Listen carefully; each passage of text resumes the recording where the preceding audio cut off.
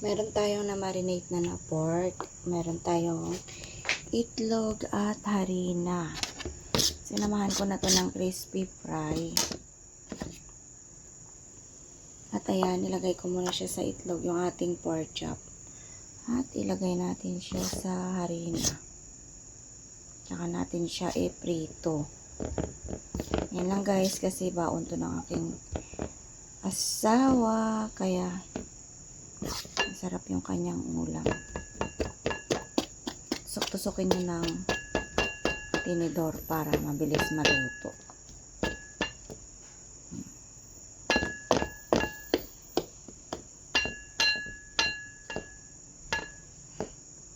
At nag-init na rin ako ng mantika. Init na ako ng mantika. Ayan.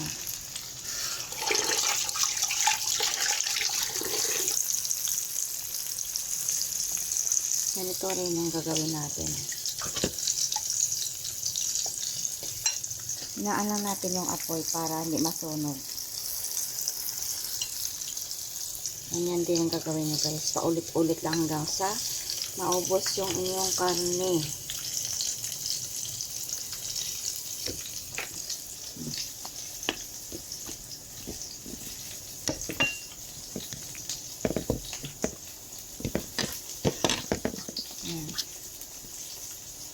Ganyan lang gawin nyo. Mas may itlog kasi mas malambot yung karne kahit malamig na.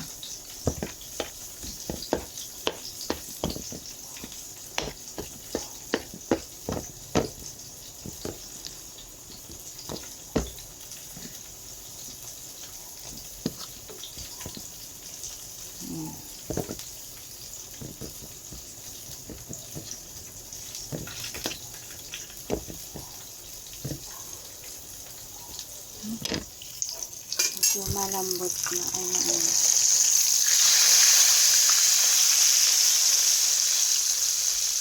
Pa rin.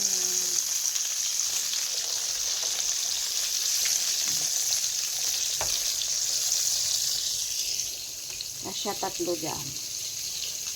Hinaan nyo lang yung inyong apoy. Paulit-ulit.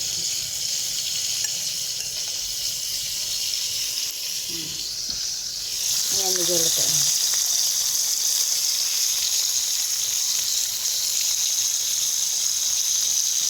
Ayan, luto na yung ating pork chop. Medyo brown na luto na. Ayan, ganda ng pagkakaluto. Ngayon ang apoy lang guys. Sabay-sabay silang nalutong tatlo.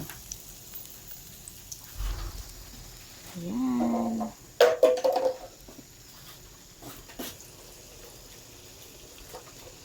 Ito na. Sarap ng pagkakaluto. Malutong.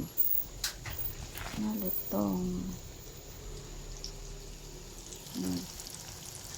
So, ayun na guys. Alas 3 pa lang. Nakaluto na tayo ng ulam. O, diba? Madilim pa sa kapaligiran.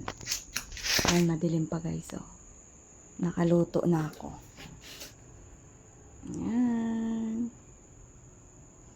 Ang ating pork chop na masarap. Hello guys. Ay, naluto na yung ating pork chop na masarap. Crispy. Ayan, ganda ng pagkakaluto. Hindi siya nasunog. Ayan. May baon na sila.